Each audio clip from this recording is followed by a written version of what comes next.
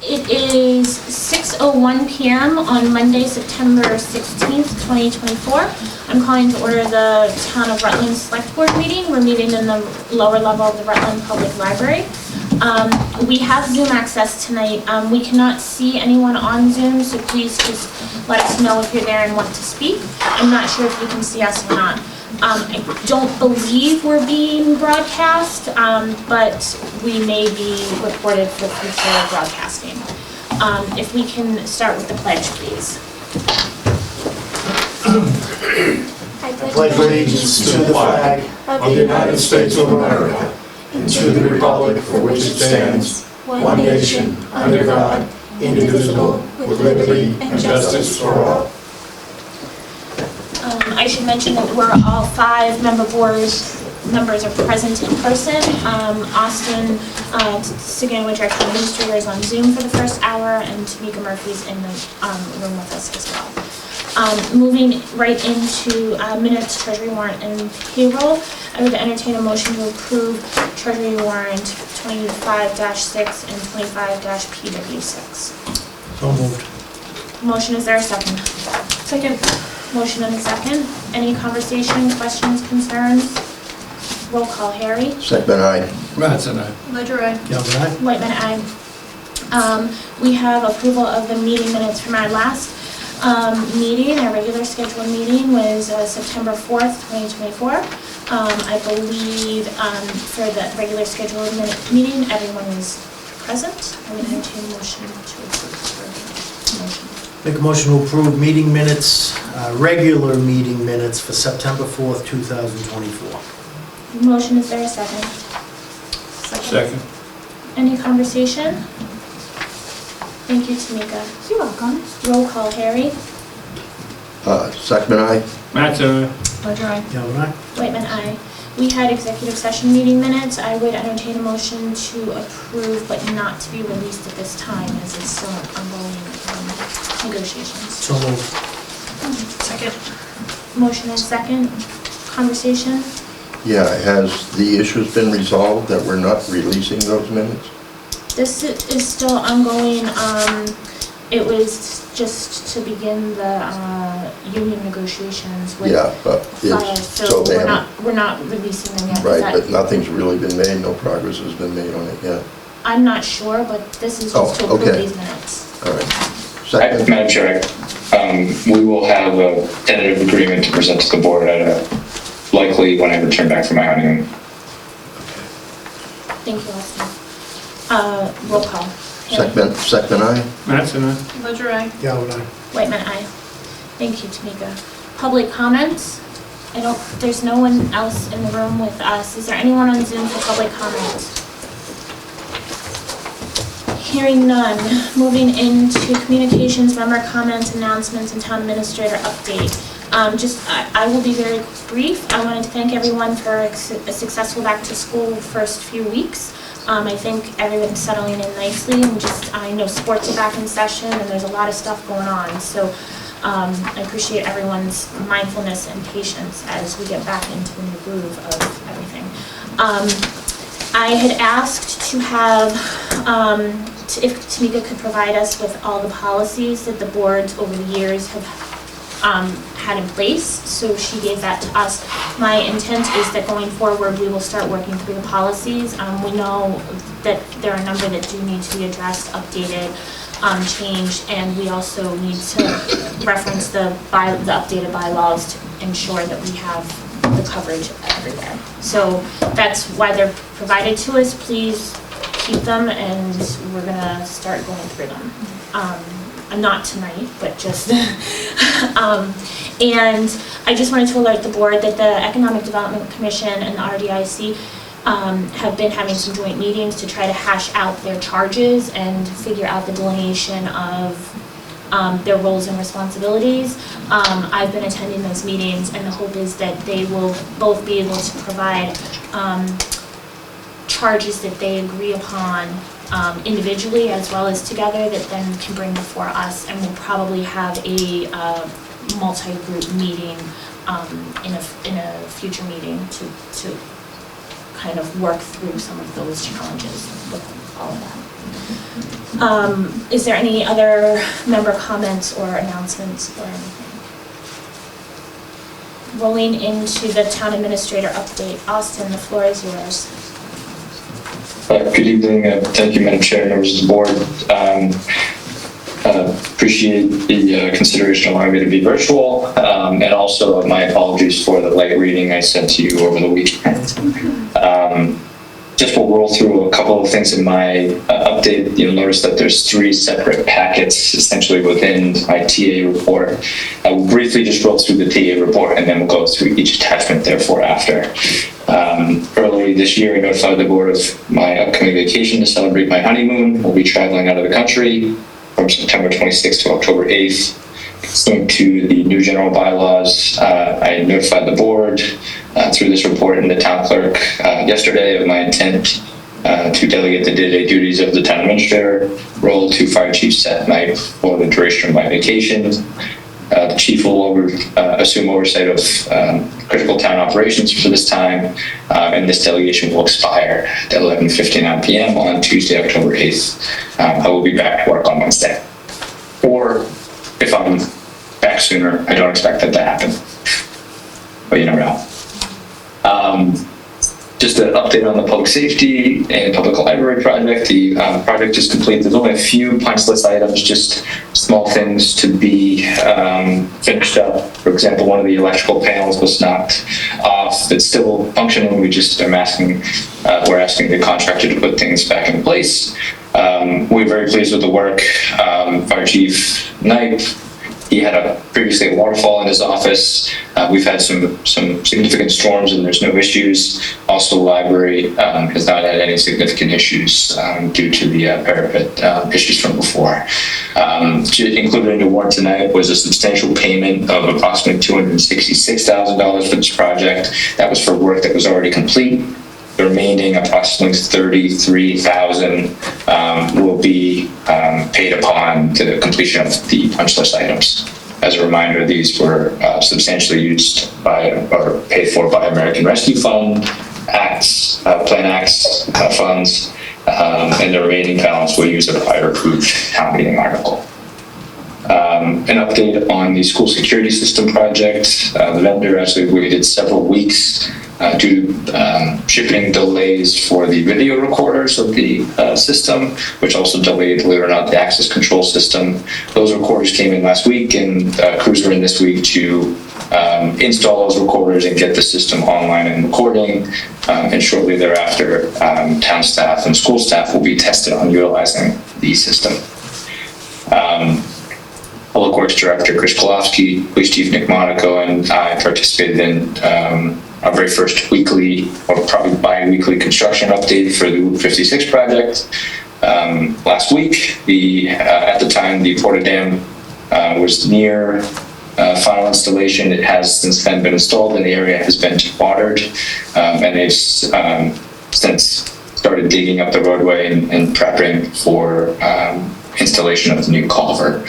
And they're very mindful, consulting engineer Ty & Bond, CHA, Mass DOT, I guess all the contractors associated with this project are very mindful of the 3-week closure, and they're confident that the closure will only need to be 3 weeks and any other associated work does not necessitate closure. So before we get to the other components of the report, happy to take any questions on everything I just mentioned. I have one thing, but any other board members have any questions or anything? Also, for the school security stuff, this just popped into my head. I don't know if there needs to be any notification out to the families. I think this would be on the school side, but that they may be recorded, just not knowing, not saying where or how, but just, I don't know what the public information laws are as far as recording. And Just has to be a sign. Okay. I was going to say, Dr. Capucci's actually, the last 2 newsletters she sent out has mentioned that they're installed but not operational, and the one she sent out this past week actually noted locations of where those cameras are. I don't know if that's... Legally, not video, but audio. Yeah. Right. Video, you can video anywhere. Right. Audio, you have to at least notify, even in prisons, they have to say right on the front door. Yeah. you being recorded. Right, and I just wasn't sure with minors if there needed to be any additional notice Oh, to. the juvenile, yeah, Right, yeah, to- yeah. That I don't know. Well, and Madam Chair, just so obviously this is actually an expansion of existing, I think all three schools already had video cameras, I think at the entrances of each building. Yeah, So this is definitely a substantial expansion, including, hallways and more exterior. So I would assume that they would hopefully have policies or signage in place already. But certainly I can make sure that the school district is aware that, especially when things are online, they are operational, and want to make sure that the parents and staff are mindful of that. Yep. Thank you. The items Austin already discussed in his update. Is there any other questions or comments? Austin, I hope you and Kathleen have an awesome time on your honeymoon. Yeah. Enjoy. Yes. Don't think about Rutland. Thank you. Yeah, we're very excited. This would be the longest flight I've ever taken, so I'm a little nervous, but we'll be fine. Really good. you'll be fine, So Austin. There's nothing going on in the world, don't worry about it. Nah. Foreign affairs, what is that? So if the board is okay, I'd actually like to start with the financial model update first, and then going to the town charter component of my TA report. Yep, that works. Okay.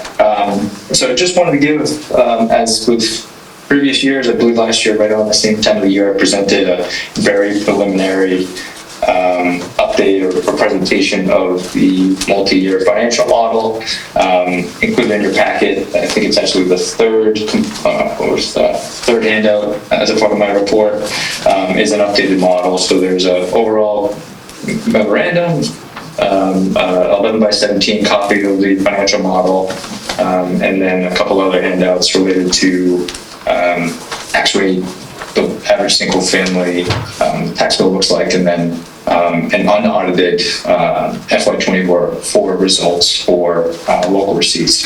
I'm just going to quickly roll through the model, some of the assumptions I made for revenue and expenses, and then take any questions that the board may have or comments or discussion. So trying to be conservative with the way that we budget for our revenue. The assessor's office has preliminarily identified approximately $42 million in new growth, which equates to just over $600,000 in additional tax revenue. The actual number is approximately $626,000, but for the purposes of this model, I've lowered that slightly, just again to be conservative on the revenue front. But likely when we get to the tax classification hearing and go through the recap process, it will be a little bit higher than $600,000 in tax revenue. And then you'll notice in future years, especially in FY26, we continue to remain conservative in our new growth estimates, going down to, I think it's $400,000 in 26, and slightly going down over the years after. Just again, trying to be conservative and in compliance with some of the comments of our financial policies. Overall, with the 2.5 increase in the new growth, levy is just over 4% growth on the levy.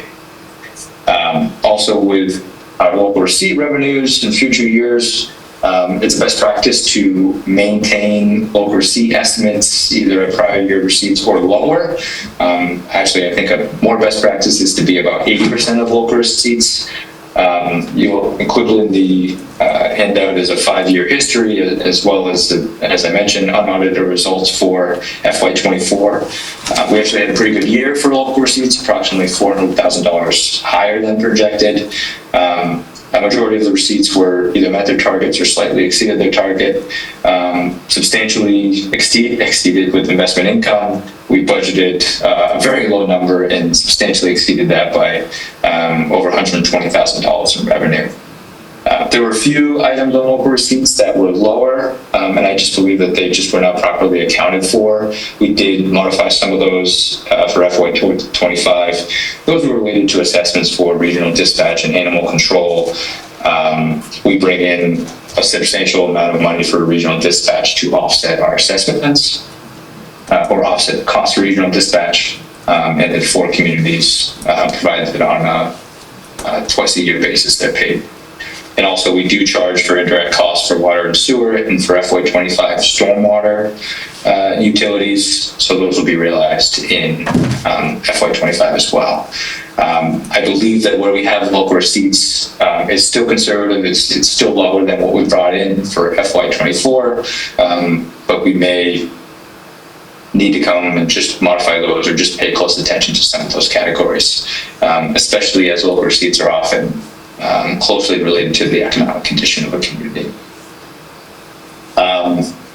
For state aid, just want to be very conservative with this. You'll recall in FY25, we actually realized a slight decrease in state aid while unrestricted general government aid went up 3%. We also saw some changes in some of the other components of our revenues, but also our state assessments, which led to approximately a $1,500 decrease in local aid for RUB.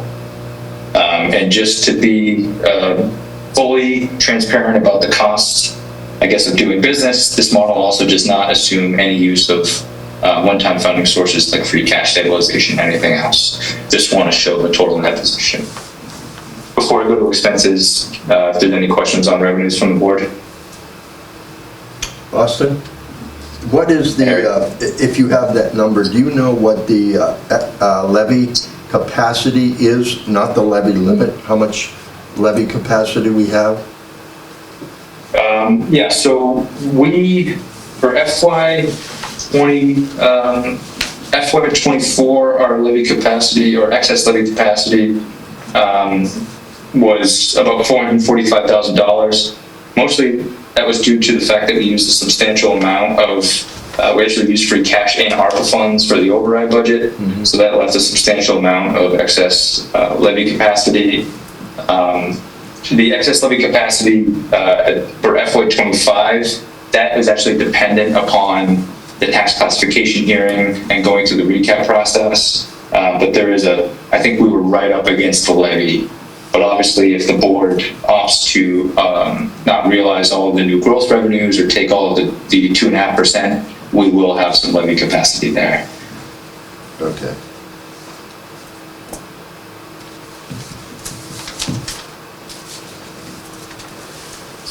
Also, I just want to say I appreciate you providing this without the use of any one-time funds. I think it's important that we see that. I know generally we do use free cash and other one-time funds, but I think it's important to see where we are without that. So I appreciate you doing that, even though it may not be numbers that we like to see.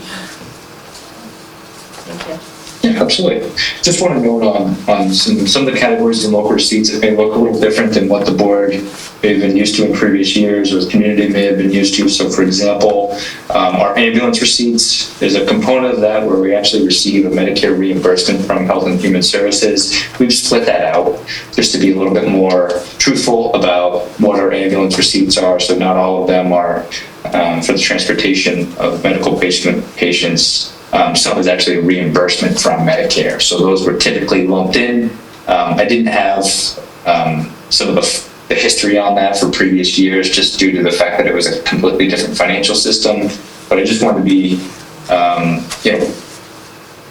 announce that for the board that we are going to recognize that a little bit differently for 24 and as we go through the 25 and 26 modification or planning processes.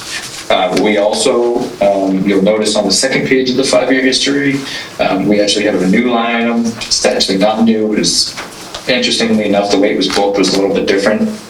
There's actually we actually receive a reimbursement from the Wachusett Regional School District for former employees' health insurance regionalization that the town still pays for. We received $17,000, just over $17,000 last year from the school district. And then, yeah, so that's it on revenue. I was happy to answer if there's any other questions on revenue that the board may have. Oh, okay, I'll move on to expenses. So this is where the fun is on the model, or not so fun. What I tried to do is I tried to take some of the averages for what our historical expenses have been but also try to be a little bit more conservative, budget a little bit higher than probably will actually be necessary for expenditure assumptions. So you'll notice that there's a 5.3% increase from FY25 to 26. This includes, I've booked about $100,000 in capital initiatives to be included within the levy or to be included within the general fund as essentially a general fund capital cash budget, but also including on average a 3.5% wage increase for salaries and wages for employees, and a 2 to 2.5% increase for purchase services and supplies accounts. This also includes, just based off of recent trends, a double-digit increase for many of our fixed costs, including our pension, our health insurance, and our general liability. You recall for FY25 we had pretty much a 10% increase for pension, just about a 10 for health insurance, and we budgeted a 15 for general liability.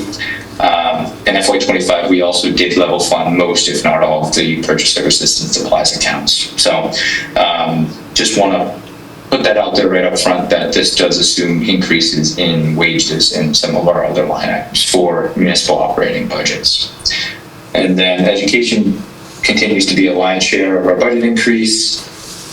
For Wachusett Regional School District and Bay Path assessments, being very conservative, I am proposing or reflecting in this model a 10% increase for a projected increase from 26 through FY29. Obviously, once we get some October 1st numbers for FY26, that'll give us a little bit better position.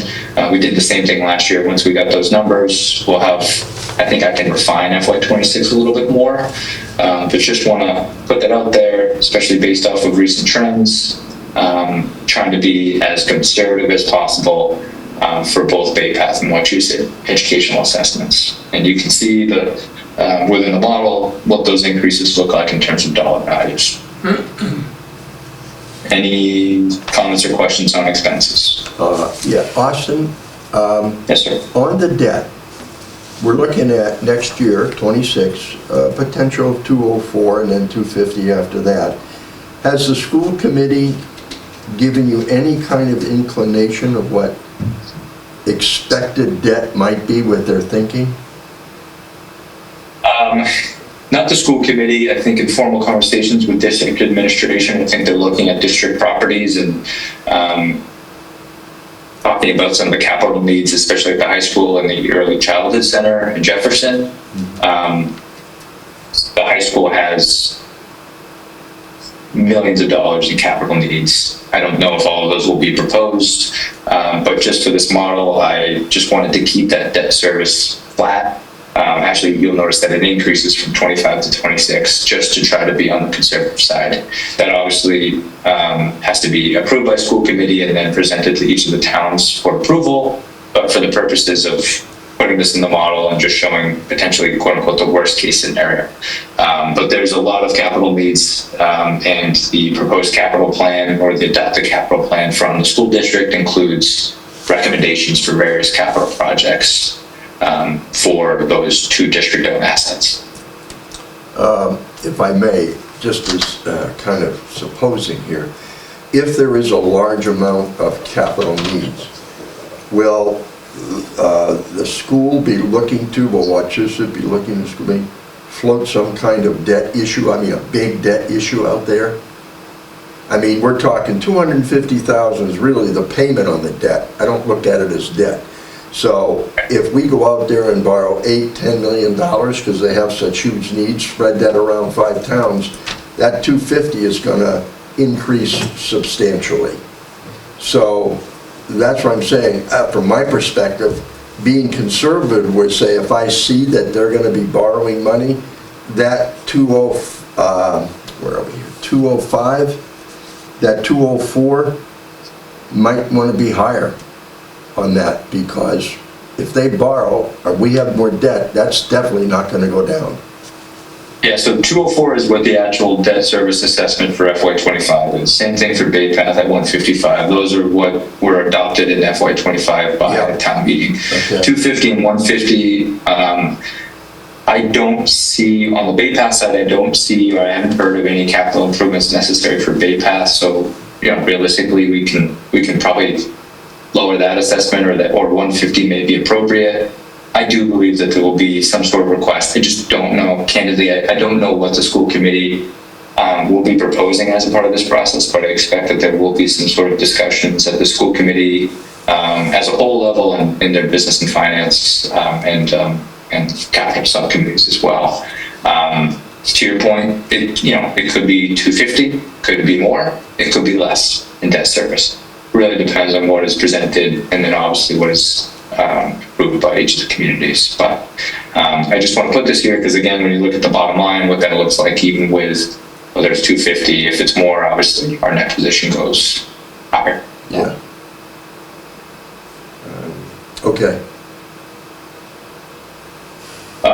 So just, so the last part of my memo just includes some general comments. I mean, when we look at the bottom line for 26 and throughout, we're obviously looking at some sort of a structural deficit there in terms of, limited revenue growth and looking at it both on our municipal operations side and expenditure side on the schools.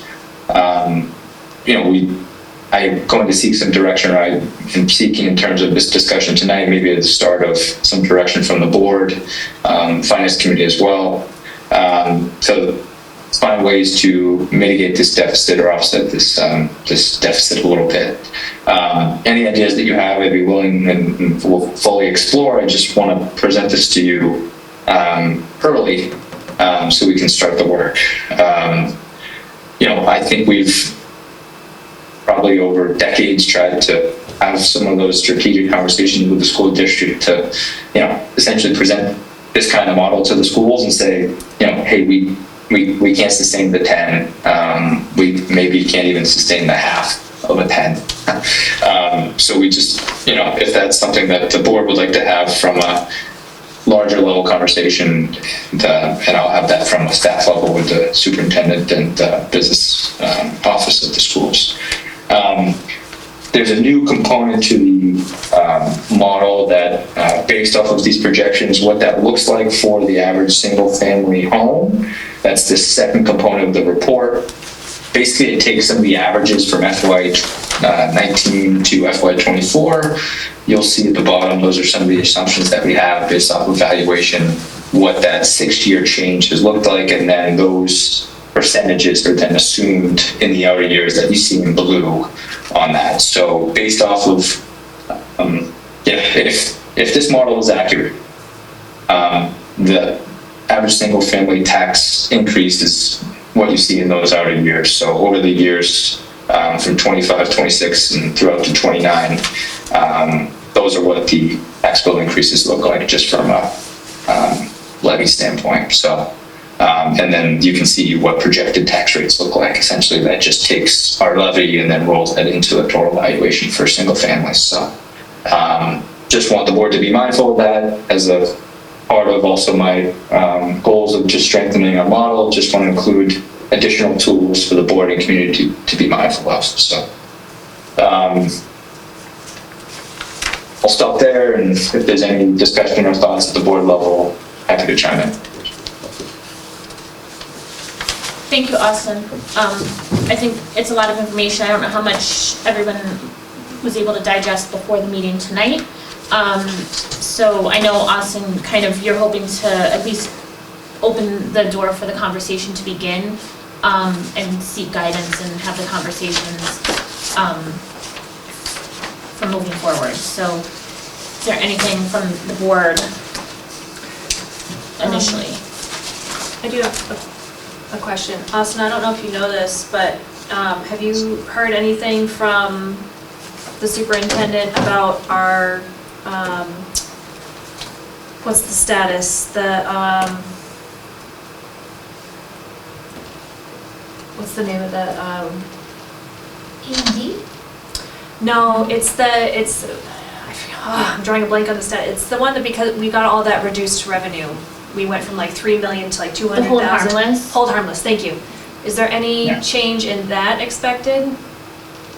So obviously I think they're pulling some of that information very close until October 1 because, as you know, even week by week, sometimes day by day, the student counts fluctuate. Right. I believe as of our last conversation, they weren't concerned about decreased enrollment for this upcoming year, but it was still, that was 2 weeks ago at this point, so not knowing where things will be on October 1st. But as of my conversation of a couple weeks ago, they weren't concerned about that. Concerned as in it would remain, we would remain in that hold harmless status? Or? So they weren't concerned that enrollment was going to decrease to where we wouldn't receive that additional Chapter 78 like what happened this year. Okay. So either enrollment will stay the same or increase, Okay. which would mean additional Chapter 78 for the district. Okay. Austin, I know, I believe that this year for Bay Path, we have maxed out our number of students that can be there. I think the past couple years, we've had significant increases in our Bay Path budget because we've added a lot more students because we hadn't been filling our number of slots. And I believe this year, we are at our maximum number of spots. So I know that Bay Path is a much smaller percentage of our budget. And I appreciate being conservative, but I don't know how that's going to trend over the next 2 years, assuming that we stay kind of at the max where we are, and we can't really go any higher than where we are right now. So that 10% might be high for Bay Path. But again, I think it's safer to keep it high until we get those numbers and see how it's looking. We also know that because of the regional technical school funding formula, that the regional technical schools have a much higher minimum local contribution, and that's why we get some of the E&D back and everything, because you know how that goes on the big side. Yeah, so what I can do, Madam Chair, thank you for that on the information on the cap. I can still try to be conservative. I can throw that into my kind of internal enrollment tracking sheet and see what that would look like based off of just very conservative budget increases for Bay Path, and then reflect that in an updated model and send that to the board just for you to review. But just wanted to be very conservative on education, so I did 10 for both. No, and I appreciate that. I think it's fair, especially this early in the game, and until, we say October 1st, just for anybody. That's when the state certifies the district numbers, enrollment numbers for the year. So that's kind of what that hard and fast October 1st deadline is. So until we have those numbers and see how things are looking. But I think the trend is that the technical schools are going to have a lot of applicants, and we will probably be maxed out at our enrollment capacity there.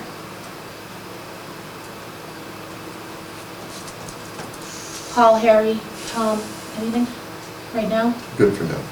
Yeah. Thank you. Thank you, Austin. I appreciate you doing this. I appreciate I just want to point out it's the middle of September. Our current fiscal year just started in July 1st, and we're already starting to look towards our fiscal year 26 budget. So thank you, Austin, for that. And I appreciate the honesty and transparency in it. Absolutely. I think we're looking forward to getting started in the budget process, believe it or not. It's my favorite time of the year. I don't know why I say that, but it's true. So I look forward to working with the Board and Finance Committee throughout this process. Final component of my TA report, very pleased to inform the Board that we have received a $30,000 grant from the Community Compact Program Best Practices Initiative.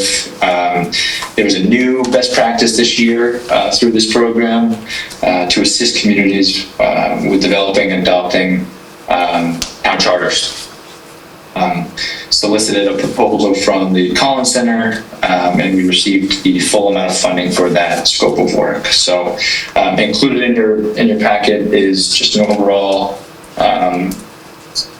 the actual proposal from the Collins Center. I can talk through that a little bit more, and then also some supplemental information from the Collins Center about the center, as well as essentially about the charter process, why a charter, things like that, what that looks like. And then I also have provided a draft of the board so chooses to pursue the route of a town charter committee. I have included a draft charge for that committee. That's the very last component of this handout as well. So this is in response to last year's goal, and one of the, I think, draft goals for the board this year is to continue with the charter development process. Obviously, the board last year went through a substantial amount of work, thanks to the efforts of not only the board, but also the ad hoc bylaw committee to adopt a comprehensive set of bylaws for the community. The charter is kind of the next step there to formalize the governance structure. And this memo and some of the information from the Collins Center talks about why communities decide to kind of finalize that step and adopt a town charter. So the Collins Center is a state agency through UMass Boston. They assist cities and towns with all kinds of projects. They kind of serve as a best practice institute for communities and other public agencies to assist with projects like development of charters and other consulting initiatives as well. They have extensive amount of experience in working with communities of all sizes. They're working with several communities at this point right now for the very same kind of initiatives. I know directly they're working with the town of Marblehead in adopting their very first town charter as well. So this proposal kind of highlights what that process looks like, working with the community, working with the town charter committees. The board decides to go that route. Engaging in research on behalf of the committee and the community, presenting kind of draft proposals and assisting the committee with their work. The one thing the Collins Center does not do, because they strongly believe that this is the work of the town and the committee, they do not moderate, if you will, the public forums. They believe that this is the work of the community and the work of the committee. So you'll notice in the scope of work for the 19 or so sessions from the Collins Center, they do not participate. They will assist with everything before that, but just they will not be at those public forums. So there's several processes. One is a charter commission, which is an elected route, and then the board has the option to create a charter committee to work with folks like the Collins Center to do research, drafting a charter, presenting it to the board, ultimately presenting to town meeting. And if town meeting votes in favor, it's then submitted to the state legislature as a special act, and then they approve that, and it goes through that kind of final process of approval for the community. So just want to introduce this for the board's discussion about all of this. Consider the draft charge, consider the proposal from the Collins Center, and again, this is in response to this very board's last year goal and as a draft goal for this year, upcoming year as well. And happy to answer any questions. Thank you, Austin. I also just wanted to remind everyone that I believe it was 2018 town meeting allocated free cash money to do a town charter. So there was the want from the larger body at the time to go with the charter as well. And so if I appreciate you, Austin, kind of going and getting the grant money, that hopefully a lot of that free cash can then be cleared back to free cash at the end of the process. Mm-hmm. So I appreciate that. For me personally, I'm a little bit more familiar with it because I've kind of been on it. The two paths, always for me, the special act charter, the charter committee has been a much preferred option. I think it involves a lot more town input, community input, and it's presented to town meeting to be voted on versus just a ballot question. Mm-hmm. And so I really think that there's a lot of value in knowing Rutland's history and kind of strong commitment to town meeting form of government and having the opportunity to have conversation and debate. To me, that's the preferred process.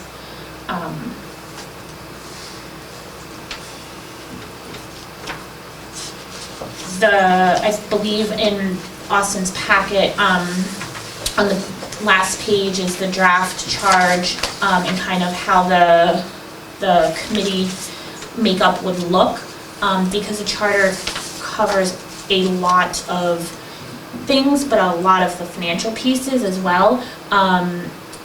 It's also kind of how elections and appointments and everything are handled, as well as financial pieces. I think the membership proposal, I personally would say, or designee, like a member from the board or committee, or designee. And some of that is select board, planning board, and Wachusett are all elected boards, and so if there's a person that's on that then is not still there, there may be some value to having a designee.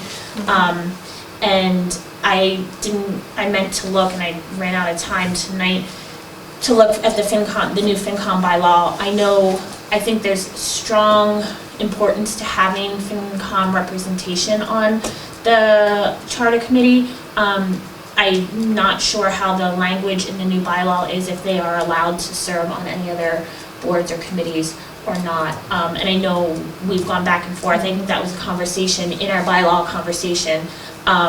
If it was explicitly said we want representation from this board or committee, if that was an allowable option or not. So that's kind of why I would just personally put in or designee, like a member from one of those or designee.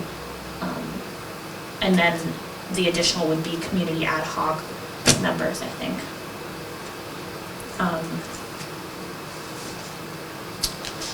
I would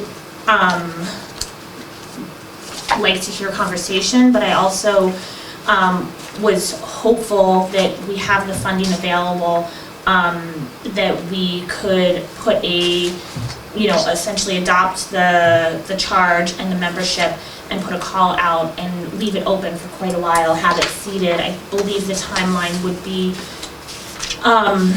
to have a charter come at not this upcoming annual town meeting, but the following, so spring of 2026 would be the timeline. It's a thoughtful, drawn-out process because it's a lot of community engagement and boards and committees and staff interviews and everything. So that's kind of my hope. Questions, comments, conversation?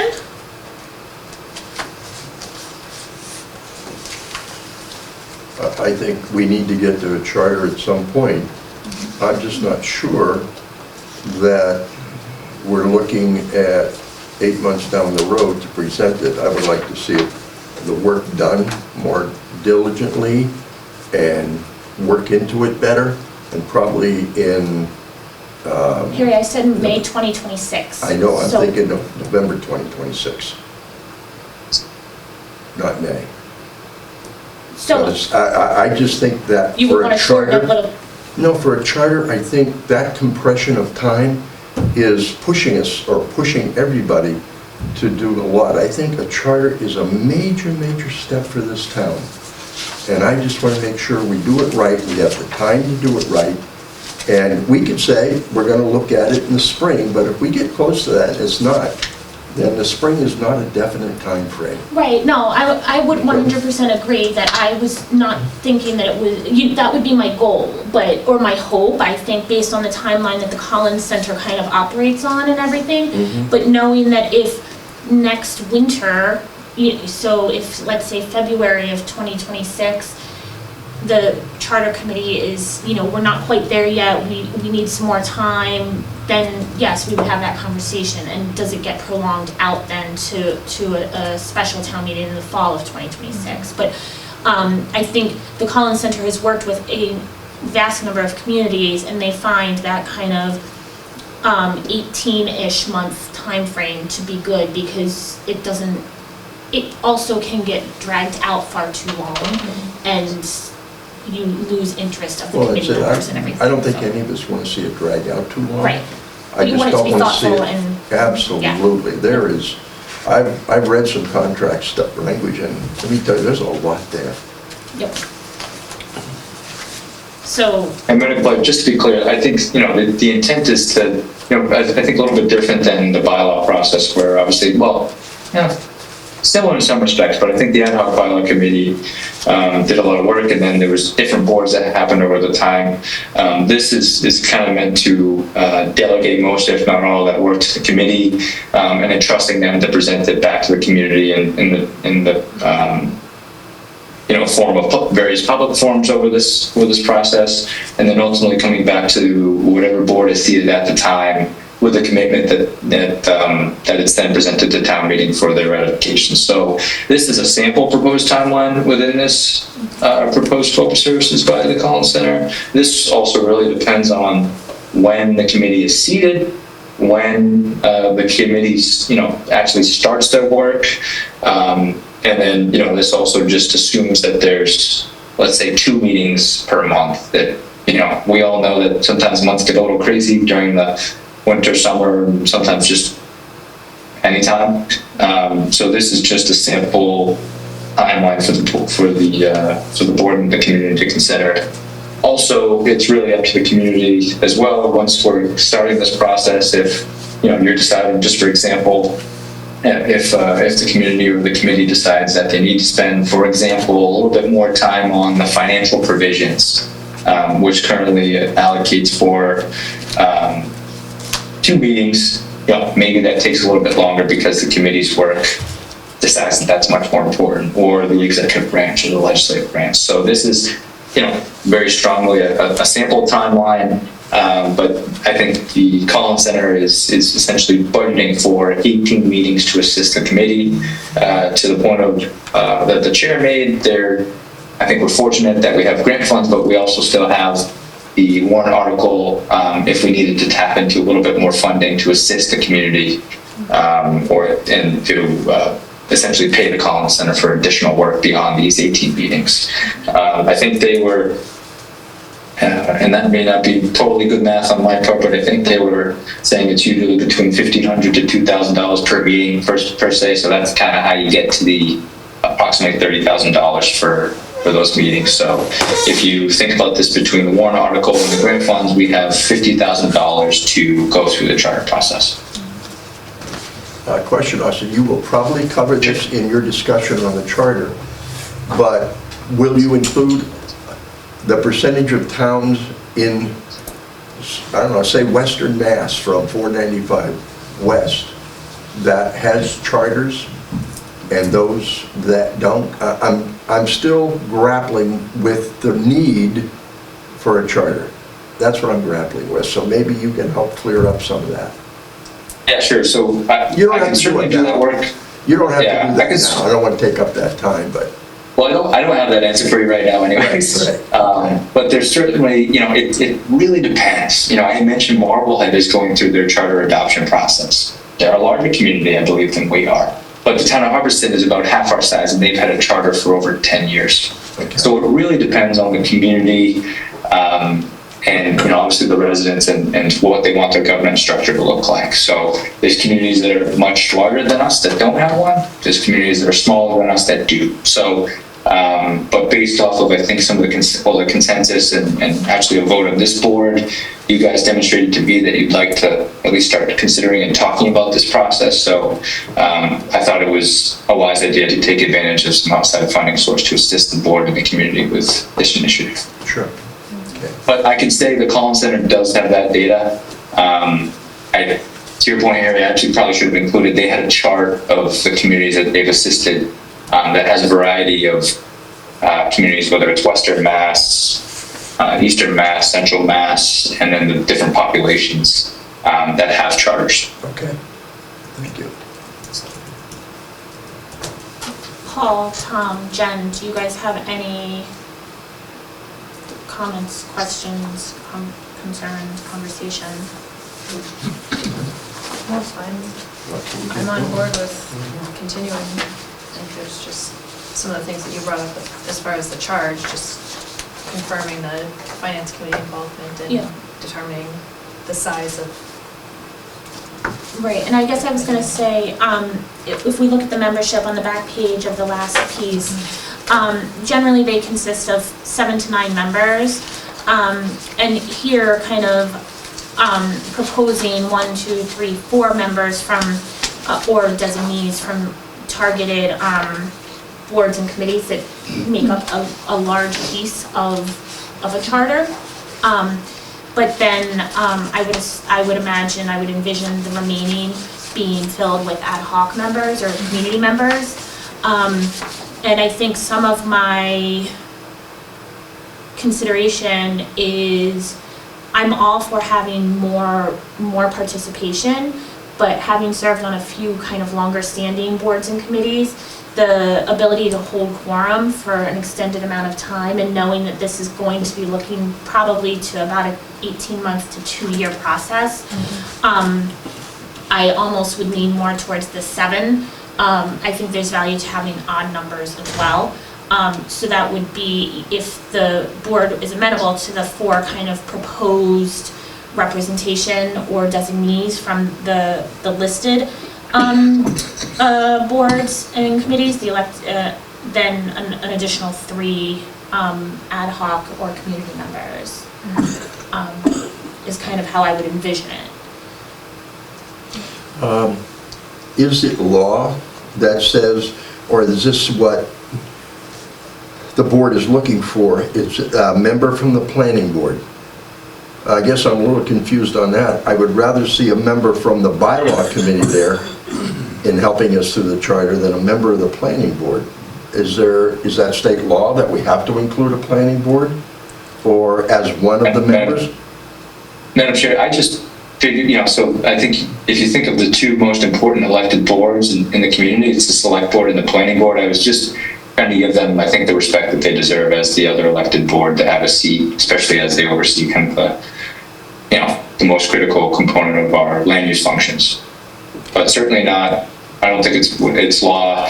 There's also some other boards, elected boards, for example, that are missing. There's not a representative from the library board of trustees here. So yeah, just a draft charge. I kind of looked at what some other charter review or charter implementation committees were in other communities, and some included planning boards, some did. So just for the board to consider.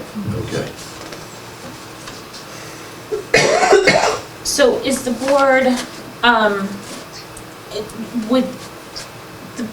is the board comfortable kind of moving forward and kind of adopting and opening this up to put a call out to residents for individuals, or do we want to discuss this at our next board meeting? Austin won't be present at our next board meeting. We can push it, hold it for 2 meetings if we want TA representation there, but I'd prefer to have a little bit more just to go through it. okay. I agree. It's Yeah. something that we should really look into and then looking a little bit further forward with it as well. Just so I can make sure we have, I've had enough time to really fine tooth comb it and ask questions. Yeah. Plus, I haven't had a chance to really observe the charter to see how that works, to see what people would be best fit for that, or committees, so, Exactly. yeah. And Madam Chair, I think the goal of this was to kind of turn it over to you guys, announcing that we got the grant, presenting the draft scope of work from the Collins Center. If you guys want to have the discussion on the 30th while I'm maybe on a beach somewhere, I don't know if my attendance or comments are necessary. I think this is kind of up to you for what you want the committee to look like. But if you have any questions or comments beforehand, I'd be happy to check my email and provide those comments. And I will encourage any board members that have questions to forward the questions along to Tamika, because with Tamika and Chief Knight as acting can also reach out to the Collins Center and get additional information as well. So I would really like to do less of the education in all of our meetings and provide the information that we do the education of on our own, and then can come in, make, have a few targeted questions and then make a decision. So. May I ask one? Sure. Austin, is there any time limit or that as far as the grant money on when we need to start this process? So you generally have 2 years from essentially signing the contract to complete the project.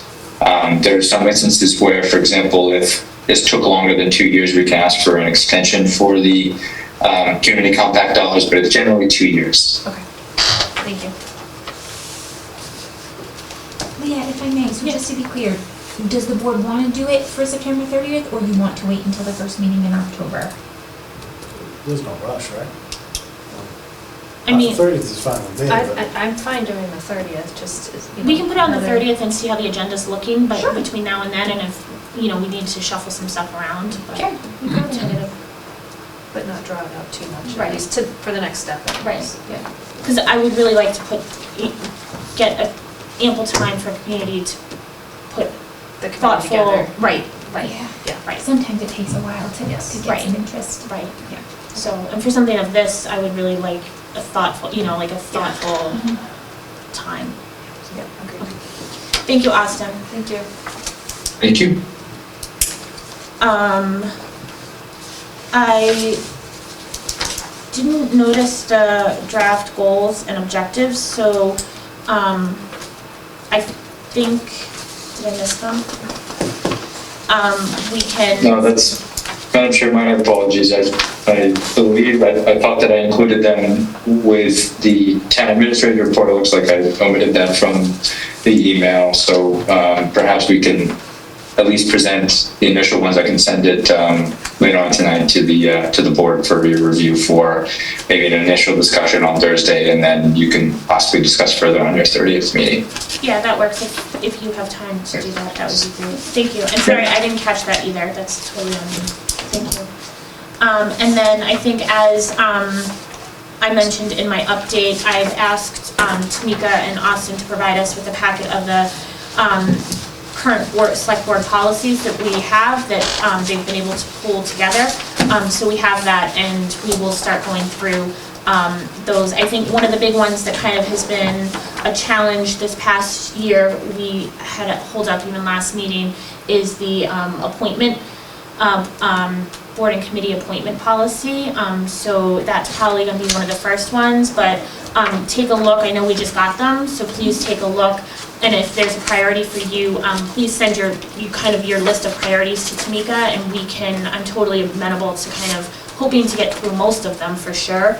But if there's priorities for any of them, by all means, send it to Tamika and we can collate that, please. Thank you, Tamika. No problem, and I think, I've kind of gone through the policies, and so if you want, I can kind of, for what my opinion matters, kind of prioritize some of the ones that I think are almost dangerously outdated for things that we really need right now. And one of the ones that I'm working on right now is the street sign policy, because the only thing that exists is the application, but there's no policy with it. And I think we found at our last meeting that there's definitely some holes and some unanswered questions there. So I'm working on that. And then, of course, the town sign policy that you guys have tonight, that didn't exist. So once you guys adopt it, that'll become a new policy. So I can kind of track all of those things for us. And just as a reminder, we adopted last year the big comprehensive personnel policies, personnel and HR policies, and the big comprehensive fiscal policies. So as we kind of have worked through the process over the course of the past year, Austin and staff, if there's any updates or tweaks or anything, for sure, by all means, I think that we're always amenable. Policy is best reviewed periodically anyway, so thank you. Austin, I'm cognizant of the time for you. Is there Yeah, anything else that you I'm gonna need? log off. Thank you, guys. Thank Great you. honeymoon. Thank you, Austin. Moving into our appointments and resignations, I think we have both Tim and Melissa on Zoom for the Earthworks Board appointment. This was before us at our last meeting, and because Concom had a previous meeting, they were unable to attend, so there was no attendance, so we held this. Earthworks Board is comprised of appointees of certain boards and commissions. Conservation Commission is one of those. We appoint Conservation Commission. Conservation Commission is recommending unanimously that Tim Keenan is their appointee to the Earthworks Board. I think Melissa and Tim, you both are on. Thank you for being on Zoom. Sorry we're doing it this way. Does anyone have any questions or comments? We have a letter of interest from Tim. Thank you, Tim, for stepping up. And we have a letter confirming that the Conservation Commission voted unanimously in favor of the board.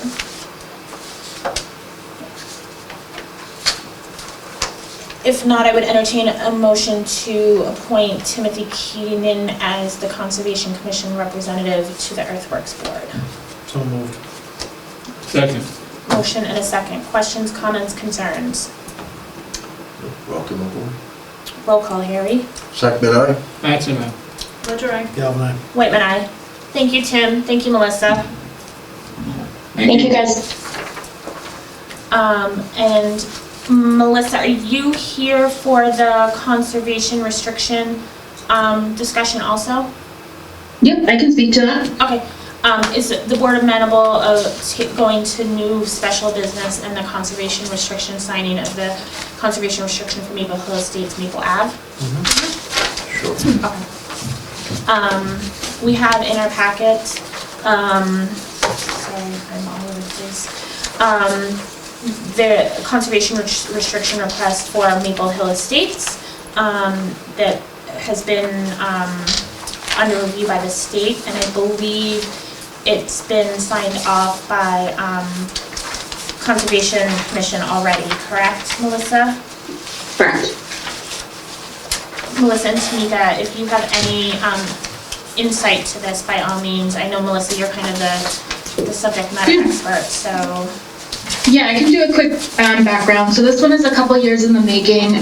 This conservation restriction was a condition of the planning board subdivision as it was an open space design.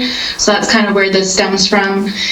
This protects, that acreage in perpetuity. There's allowance for, forestry management and things like that. We very much followed the state's kind of model bylaw. And took in or took out things that were applicable to this property.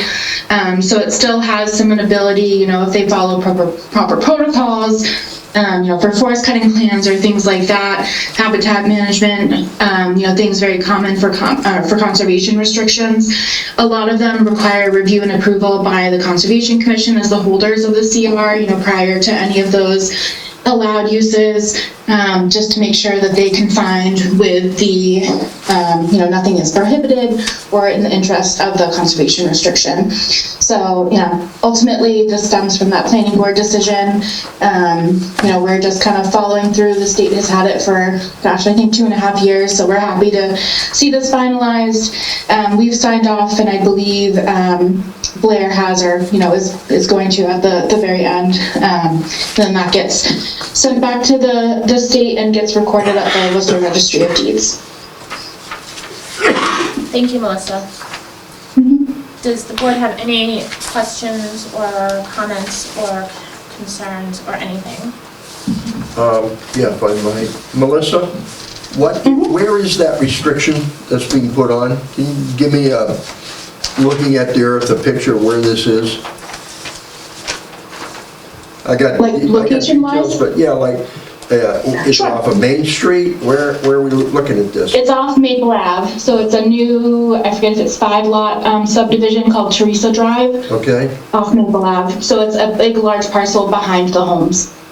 Okay, and there's a lot of issues regarding water on the property that funds some drinking water, that flows into drinking water? Is that it?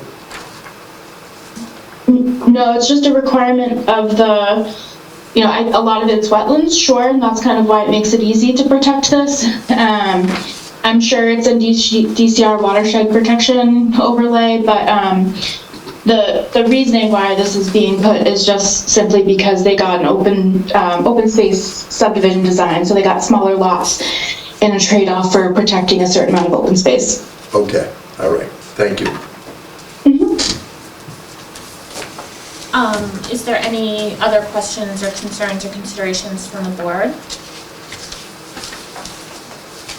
Hearing none, then I would entertain a motion to sign the conservation restriction for the Maple Hill Estates off of Maple Ave as presented. So moved. The motion, is there a second? Second. Second. Any additional conversation? Roll call, Harry. Second, aye. Mattson, aye. Ledger, I. Galvin, aye. Whitman, aye. Thank you. Thank you, Melissa. Thanks, Thank you, Tim. Melissa. Thank you, guys. So if the board is also amenable, I believe we have Mesa Farm here to take them out of order for the one-day liquor license application for their farm-to-table event on September 29th. I believe we have the application and everything in our packet. Thank you for coming. I believe this is the City of Saddle fundraiser dinner. Do you want to speak to the event at all? It's our best fundraiser. We haven't done it since before COVID. So we'll have like 125 people, generally raise $25,000 to $50,000. So it's a big event for us. Very good. And I believe you filled out the current application with the new application. Thank you.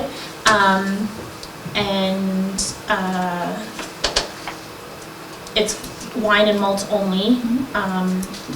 In town, the fee's been paid, everything has been checked off. Yep, they provided all the required documentation, and Dale spoke to the 3 vendors that he plans on purchasing alcohol from, and I've confirmed that they are on the state's authorized source list. So for this one, all the boxes have been checked, and I just asked if he would come in case the board had any other questions or concerns. Thank you. Question, where are you holding this? We have an indoor riding ring that has capacity for a large amount of people, 70 by 105, and we'll hold it, yeah. Oh, 67 Mishkapog. Yeah, Okay. next door to the Jordan. Right, I got it, okay. Thank you. Is there any other questions, concerns? If not, I would entertain a motion to approve and sign the one-day liquor license for Dale Perkins and City to Saddle for their September 29th, 2024 dinner as presented. So moved. The motion, is there a second? Second motion. Motion and a second. Any other conversation? Roll call, Harry. Second, aye. Mattson, aye. Ledger, I. Galvin, aye. Whitman, aye. Thank you. Thank you guys very much. I'll email you the license, Thank you. baby. Yep. What's that? I'll email you the Okay, great. license, Thank you, okay? Tamika. Thank And you. good luck with the event. Yeah. Thank you. I'm glad it's back on after COVID. Thank you, guys. We can go back now to old business. We have the town line welcome signage continuation. We did not discuss this at our last meeting. I know we've had it for a few meetings. I don't want to rush it, but also want to be mindful of not just continuing to put it on if we're ready to move forward. So I know that there was some conversation previously, and people wanted a little bit more time as far as the sponsorship fees and everything. So I'm not sure if... So Leah, if I may, so based on the conversation that we had at the last meeting, there was talk about that maybe we would have different lengths of time depending on which location you were at. Like if it's a more desirable location, maybe we offer it for a less amount of time. So what I did was I went through all 9 locations, and based on visibility, I kind of ranked them and then set the fee based on that location as well as based on how long you would have it up for. Of course, I kind of arbitrarily chose those fees, so they're certainly up for discussion. Just last week, I did have a business come in that had inquired about it, and one question that they asked that I don't think we talked about was if there was an option to have the sponsor sign be bigger than what it is now. The current sign is 5 feet by 1 foot. So the question was whether or not that could be bigger. I said that was something I would ask of the board. But outside of that, I haven't received any feedback from the board over the last several weeks, so I only made changes based on what we talked about the last time. Thank you. I think for me personally, my initial gut reaction in asking for this sponsorship sign to be larger would be no. I think some of the feedback we've gotten, there were some of town was not happy that we had sponsorship signs at all. So I hate to make them much larger and then impede on, you know, the predominant sign should be the Welcome to Rutland sign, I think. But that's just my very initial. As for the cost, I know we had gone back and forth. I'm not sure what the cost of the signs are to have them made. And then also wanting to be mindful that any sort of overage or whatever would go into kind of like a sign maintenance fund if there were something to happen to their sponsorship sign or beautifying the area or something of that nature. So I think initially, when we did the welcome signs initially, was $2,000, is that, but that was. That's correct, but that also included the actual Welcome to Rutland sign. That cost was included in that.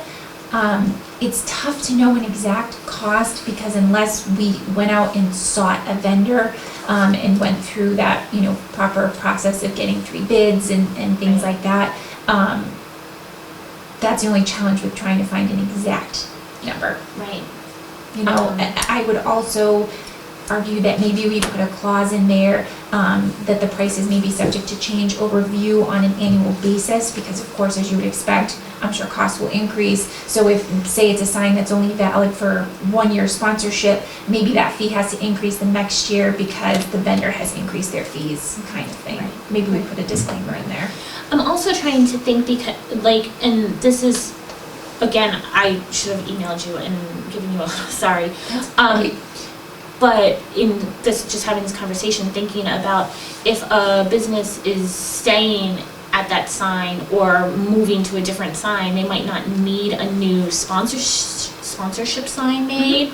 Yep. And so I almost wonder if we somehow word it such that it's the cost of the sign and then some, like, and then a dollar amount or an additional percentage over that cost of the sign, you know, so that we aren't every year having to revisit a policy or something. And I'm not sure how to word it, if that, you know what I mean, like. Yeah, I understand what you're saying. So like even if the person still gets to keep their sponsorship sign, they would still be expected to pay a certain amount that would go into that fund? Right, Is that what you mean? yeah. Because I think, I mean, then what's to say, like, if we have a business that wants to just kind of hop from sign to sign, they aren't gonna need a new sponsorship sign every time. Right. But there would, I would still think that there needs to be some amount of fund for sign repair, and upkeep, and like I said, that kind of beautifying piece or whatever. Because as the welcome signs themselves age, I'm sure that they're gonna need touch-up paint or gold leafing or whatever. So. Well, what if I may propose, if the board is comfortable in kind of finalizing the wording tonight and the presentation of it, what if our office then sought 3 quotes from, or whatever is necessary in a procurement law to get a better idea of what the price of those signs would be, and then the board actually adopts it once we choose a vendor and know how much that is, so then we'll know what percentage of the fund, the fee is going to the fund versus to the production of the sign. Is that fair? I don't know. I mean, it's a great idea. My thought tends to lead towards 2 things. If you've had somebody there that's been 1 or 2 or 3 years, are they guaranteed to keep that sign, that same sign for the next year, or do they go again into an open lottery? They would still have to apply the same way that anybody else would. Okay. But if they got that, they wouldn't have to print a new sign if their imaging is still the same. Right. But yes, no, they do not get preference to be Okay. there for the next cycle. I And think I've I'm included that sure wording. yeah. Yeah, we put that in there. The second thing is, I have a problem with only $1,000 for the 3 years. That is a huge discount. Number one, they are getting pretty much one of the premier sites out there during the 3 years, and I would like to see it more go to $1,250. If you look at the percentage of discount, 500 to 750, so if you add 5 and 5 for 2 years is 1,000, that's a 250 discount.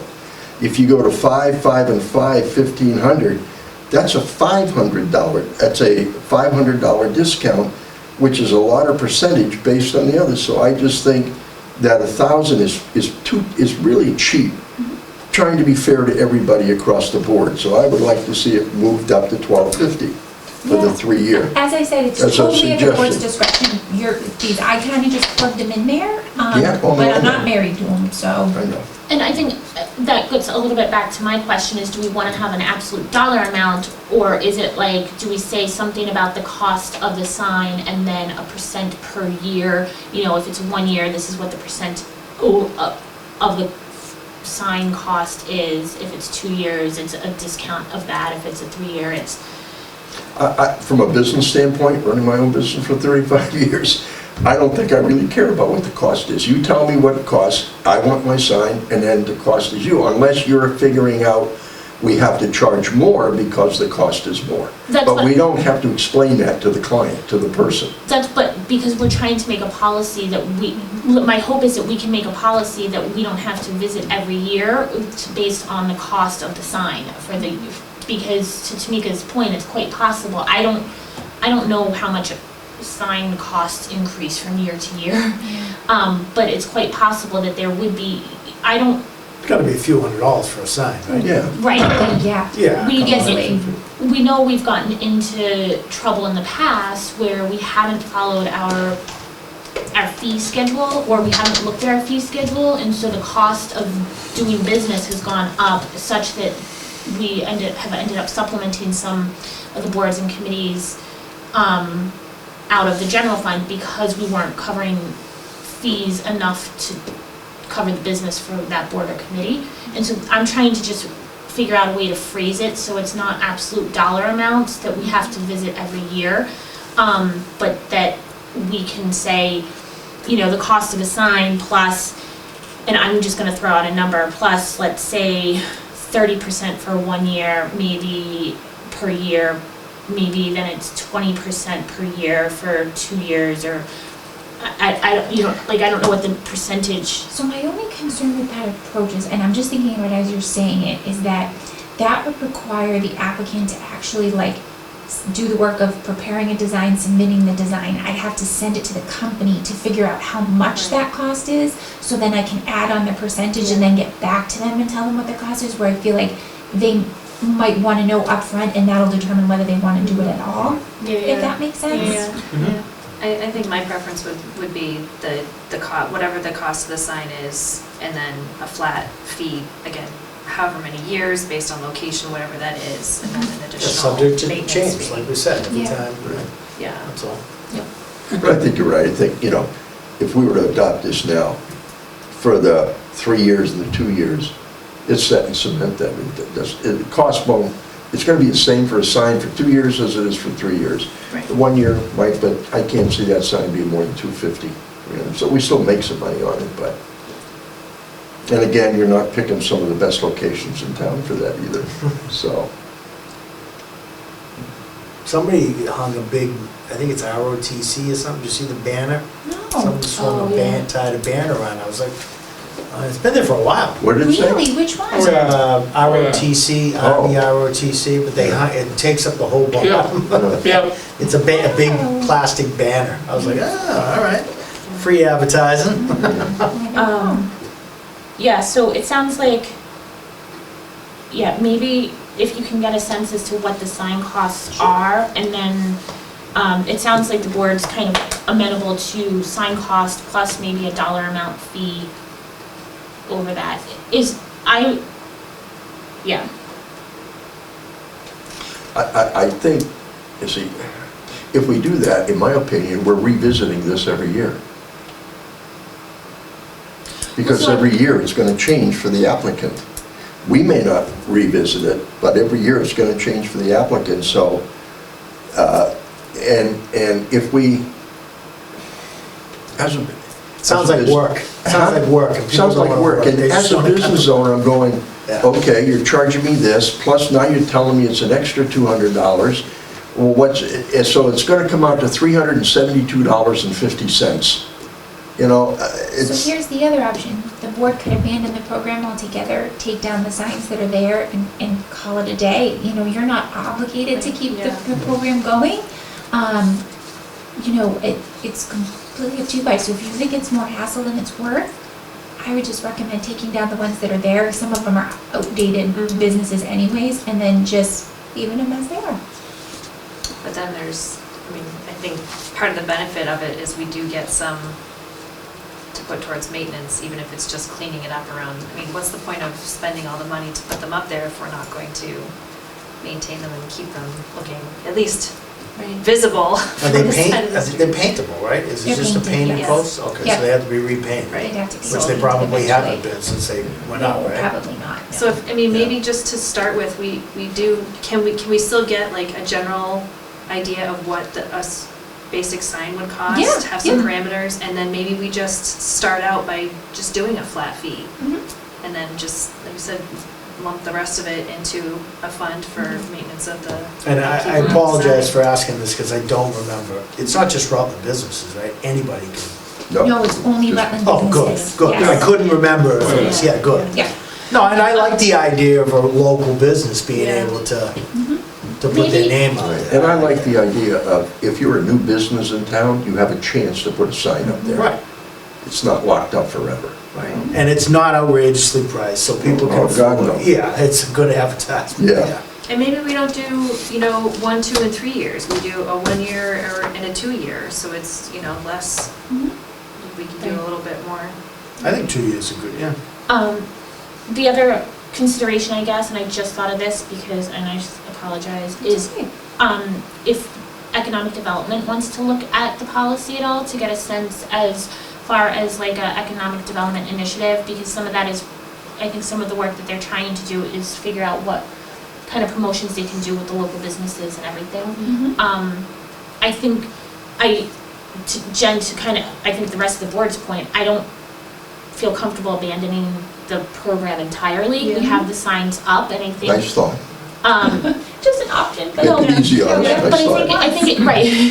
But I think I think the business community does really appreciate it, Yeah. for sure. The local business community does definitely appreciate it. They're the ones that are asking for it, and I think there's been multiple businesses that have asked for it. Yes, they have to. And so I think providing that opportunity as another inexpensive but prominent advertising mechanism is helpful for sure. Mhm. I just want to make sure that it's sustainable and not something that the board is on the hook for every year, or Yeah. potentially losing money because suddenly the sign costs have gone up to more than what we're bringing in, and now, I will tell you, when you look at advertising, you look at number of impressions that you get. So if you have a sign, you get 1,000 cars drive by that, that's 2 years, 1 year, 2 year, 3 years worth of advertising impressions for $750, $500. You can't buy that kind of advertising for that money anywhere. I mean, do we maybe simplify it and just do it kind of like this one was, where it's one set term, rather than doing 1 year, 2 year, 3 year? Just set the term at, like you I suggested, think 2 so. years and Simpler is just. better, Yeah, just I agree. less parameters, and it just makes things. Yeah. 2 years, I like Do 2 2 years, does the board feel comfortable with a 2 year Yeah. term instead of, because 5 Again, was a I long go time. back to new business coming in, EDC, if you have a new business coming in, you say to somebody, oh, by the way, we have a sign for you, you can take a year. 2 years kind of cuts them out, it restricts them, it takes away that opportunity. My So if we other- do anything, it would be 1 year for everything, but you'd have to charge more for certain locations. You can't give 1 year to everybody for the same fee. You're asking a guy way out in the North 40 to pay $500, but the guy's got a prime location on 68 or 122A, the same value. That's the Yeah. only thing as a business owner, I might not even do it as a business owner, that's all. So I did stagger the pricing based on the locations, but my other thought is, maybe one of the initiatives of the EDC is finding other ways of advertising these businesses. I know, like I've seen in a lot of other communities, they have like the banners, when there's special events in town, folks will hang like a banner. I know for the 300th, we did have the ones that went on the telephone poles. Maybe there's other ways of helping those businesses advertise, so that if it is up for a 2 year block, maybe there's something else that they could do while they're waiting for their turn, kind of thing. And I mean, there is the disclaimer in here too, that if one of the, if they leave, the signs are taken down, Yep, right? So exactly. then that would And then open it it up becomes for available. somebody else. Mhm. Well, there are also businesses in the town that take out or make a contribution to, let's say, the 4th of July committee, okay? So these names all wind up on their flyer, Sure. so that, you know, Yep. people are seeing that as well. So besides getting their name there, and they're getting their name on the entrance to Rutland sign, I've been trying to think in my mind, you were saying that there was, you know, one or two signs that were kind of obscure, and I'm trying to think of where that would be. I wouldn't call them so much obscure, but where they're located, it's like, "Oh, okay, I gotta see it, now it's gone." You know, you're not, if you're coming up 122A, for example, you're seeing that sign for a distance, so you're that impression that you're seeing. Some signs, you come around the corner, there's trees there, and you get a glimpse of it. But Like you don't Paul, the one read on it. Wachusett Street as you're coming to Rutland from Princeton, it's probably, you know, that one's not as well traversed as say like the one that's right on the Holden Rutland Right, line. And right, the one coming from Paxton, you don't see it till you buy it. Exactly. Yeah, right. Yeah, come over the hill and. Well, And there it is. that's right, yeah. So it sounds like we're definitely amenable to continuing the conversation. Is the board amenable to seeing if EDC wants to look at it at all and offer any suggestions? I mean, we have an economic development committee, and knowing that it's kind of our policy, but if they have any, you know, they have some marketers, they have some business owners as well, so, Why not? I think, sure, I also do agree kind of simpler is maybe better, so if I think 1 year is too quick of a turnaround. I feel like a lot of what would be happening is sign work. yes. Yeah. And Right. so, Because I think there's gonna be kind of a process that I tried to outline, like a certain time of year is when you accept the applications, you review them, you know, look at the designs, because the board has to approve them, send them through to the printer, get them installed, so it does kind of feel like by the time you've gone through that process, you're already 6 months in. Right. So their sign really hasn't even been up right. for a full year by the time you start again. Yeah. And so I do think, you know, and getting a sense as to the cost of the sign and everything makes Yeah. sense. Yep, I will gather more info for you. All right. Okay. Thank you to you guys. You're Sorry that welcome. I didn't bring up some of this before. That's okay, everybody's busy. We have, under old business, special fall town meeting. I think in our last meeting, we had gone back and forth as if we needed to have a need for a special fall town meeting or not. In having some conversation, around, department heads as well as planning board, and everything, it sounds like there is likely going to be a desire, a need to have a special town meeting. I go back and forth because I think historically, since I've been on the board, we've had a special fall town meeting, and I like having that continuity of the expectation that we essentially have 2 town meetings. We have the annual in May, and then we have the special in the fall. I would really, really, really like to move away from the special being the spend-all, be-all, and that this is really more for any sort of cleanup from, I think there's some zoning bylaw cleanup, I think maybe there may be some other MGL cleanup pieces there. I really want to try to hold the department heads, boards and committees, town as a whole, to presenting a true budget, and following that process, and then utilizing anything that line item transfers at the end of the fiscal year and or free cash at the special, or at the annual in May, for any sort of unexpected overages, because I think historically, we weren't funding the budget properly, and we were using the free cash in the fall to kind of plug those holes. And I really want to, in an effort to be more transparent with town, present the budget as to where we are, and then go from there. Obviously, if there's an unexpected event or something there, but also to try to get into the habit of utilizing some free cash, Harry, to your point, as far as capital projects and everything, whether that's design or whatever, but so that we can have a better sense of free cash and not just throwing it here and there. Yeah, Leah, you mean projects have been approved, where do they stand, are they still sitting on the books or what? Is that what you mean, or? No, I just mean, like, oftentimes, the way the capital process works, and then the way we have free cash, capital projects would get recommended for the spring, for the annual town meeting, but we wouldn't have a lot of free cash because it would have been spent at the fall, almost as a budget plug in the budget from the previous year. Right. And so I would rather try to keep the free cash for the annual, so we have a comprehensive budget going forward, capital plan going forward. We can say this is what the free cash is looking like. Yeah, no, there should be no need for capital expenditure in the November meeting. Right. No, Unless it's- and even in the spring, because a lot of times, we're not, I mean, we're ready in the springs, but, and again, it's up to Austin when he presents it to you, but our reports usually don't go out till about February. Right. So by that time, to get everything, so, yeah, I don't see putting that on the books, if that's what you mean, at all. Right. No. So, I think we have the past few years, the special fall town meeting has been the Thursday before Thanksgiving. This year, that would be Thursday, November 21st. I think the proposal is to keep it at 6:00 p.m. That's generally where it is. I think the Glenwood is generally where we hold it. I believe that's open that night. It is. I'm sorry, you said November 21st? Yeah, Yeah. it's a Thursday.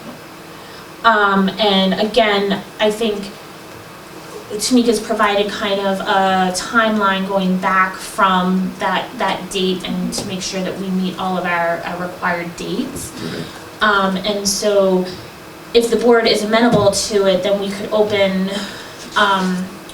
call the special town meeting for Thursday, November 21st at 6 p.m. at the Glenwood Elementary School. Do you know if the moderator is available? I have not heard back from them Okay. yet. Okay.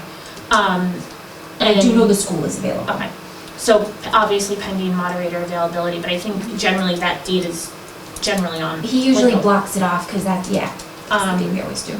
And then we could open the warrant tonight and close it at noon on Friday, and really push all departments and boards and committees not to submit free cash requests, in a sense of this is really kind of more of a business meeting than a finance meeting.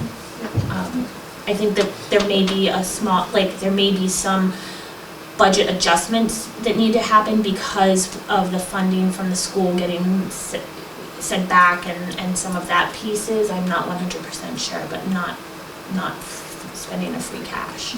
Yeah, I think not having a discussion of free cash is something that would please the town. That we've just started, already we got to spend free cash. No, I don't think that should be discussed.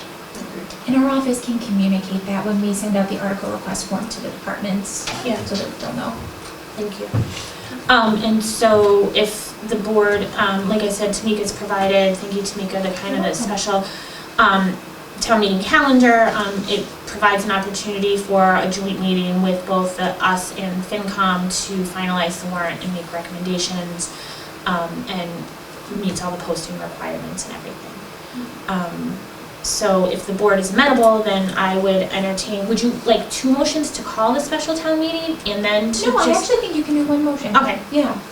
So I would entertain a motion from the board to call a special town meeting for Thursday, November 21st, 2024 at 6 p.m. at the Glenwood Elementary School, with the warrant opening today and closing closing Friday, the 20th at noon. So moved. Oh, sorry, with the no free cash request language. So moved. Second. Motion and a second. Conversation. Roll call, Harry. Second, aye. Mattson, aye. Ledger, aye. Galvin, aye. Whitman, aye. Thank you. Thank you, guys. I think now the last thing is a new business citation. I believe, I know Coffee Lands is open and new. They are in the building, the blue building across the street, the Safeway building where Baked used to be, across from Lee, inside the hallway across from Lee's Barber Shop. I believe the owner, Rhonda, is planning to have a big kind of grand opening party on September 21st.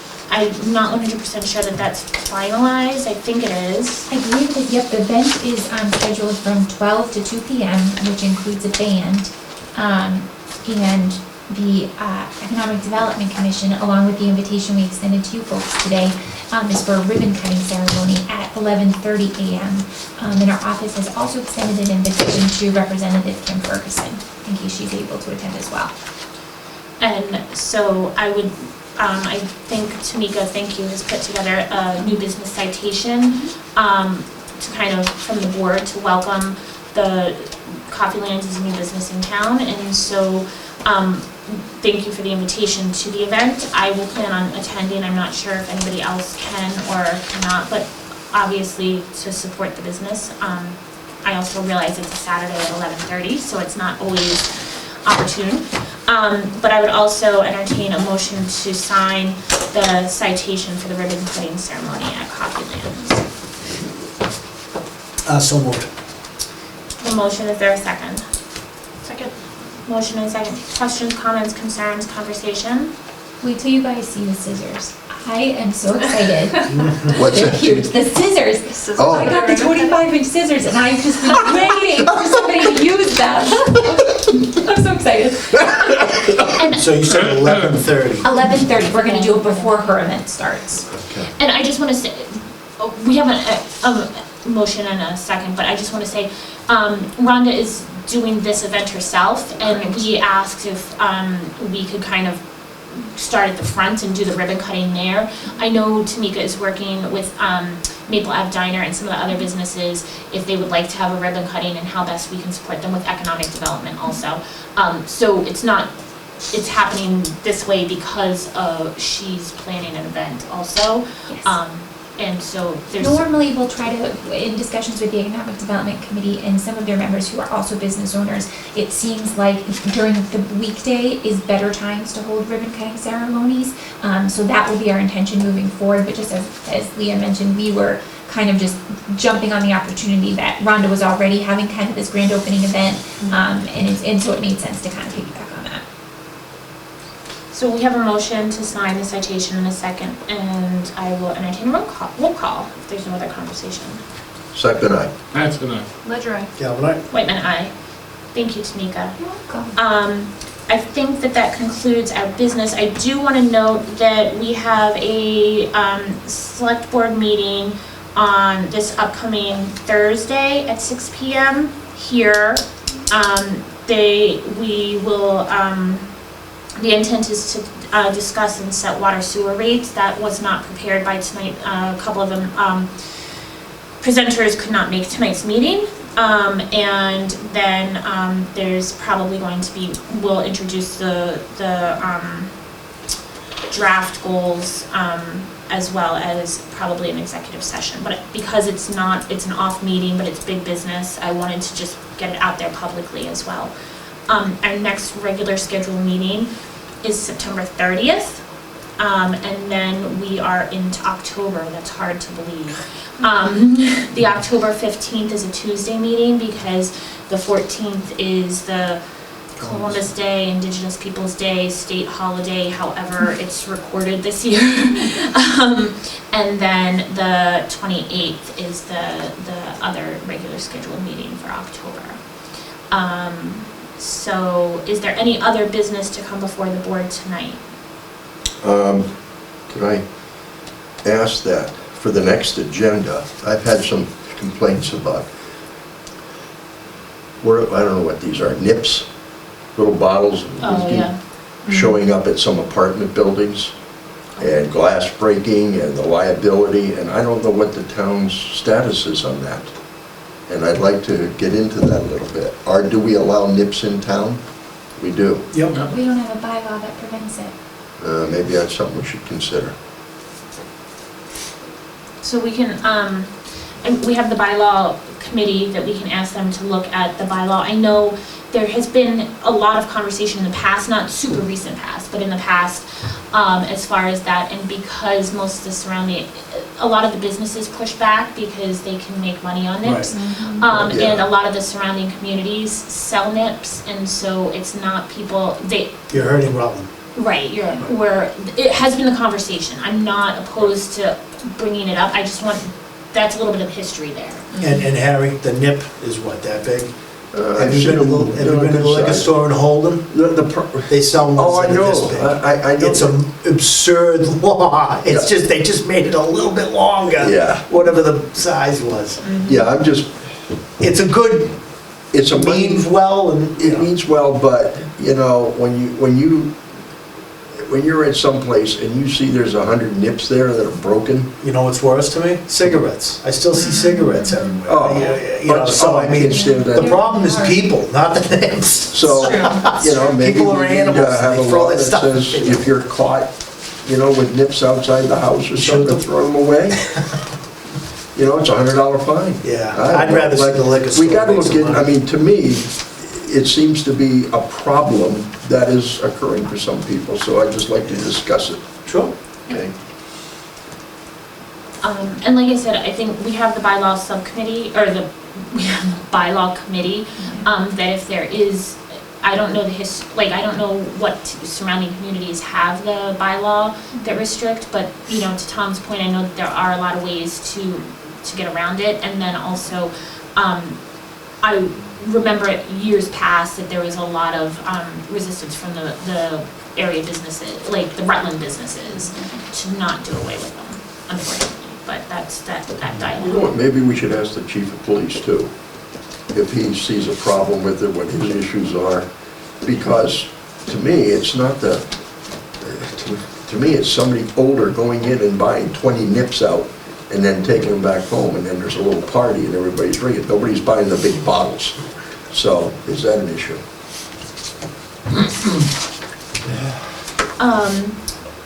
If is there any other business, Harry, I think Tamika's made a note for that. Yep, and I'll reach out to the chief to get his feedback for the discussion as well. Okay. Is there any other business before the board? If not, I would. Oh, I do have one thing. Okay, Crumbling Foundation. yep. I would like the town to look at what we can do to help people in this town from a town perspective So for Crumbling Foundation. the assessors have actually done a whole lot, and they've presented to this, the senior center. They, actually. Oh, you don't have to tell, we could just, for the next agenda. Okay, we can put it Because on. I met somebody that's going through it. Yep, And it's awful what he has to go through. Yep. Yeah. yep, It is. I mean, not just rebuilding. He can't get a loan from a bank. The state won't give him Can't any sell money. it. The insurance company isn't gonna cover it. I mean, It's and a- the town isn't gonna do anything, so that I know we're starting to do, that's great. I know the assessors have been in and have held meetings about it and everything. I'm not sure if they would be amenable to coming to our next meeting because they talk about it a lot and they do a lot. But maybe we can reach out to Amy, and I think Jeff is still the chair of the Board of Assessors, if they would be willing to come in and kind of educate us as to what they're Yeah. doing. And again, if there's additional advocacy at the state that we can or need to do, because kind of is a bummer that it flopped this past year, that there wasn't that. Even just getting it on the agenda and sharing it in case people aren't aware and they need to know where to go or who to ask questions Right. of. I'm sure if people know it's on the agenda, you'll get Yeah. some people here just to hear what the town's doing. Yeah. That's, yeah, couldn't wish that on anybody. And is there any other business to come before the board? If not, I would entertain a motion to adjourn.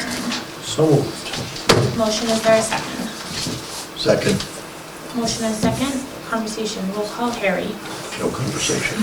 Second and I. That's a, Ledger, aye. Galvin, aye. Whitman, aye, 7:45. Okay.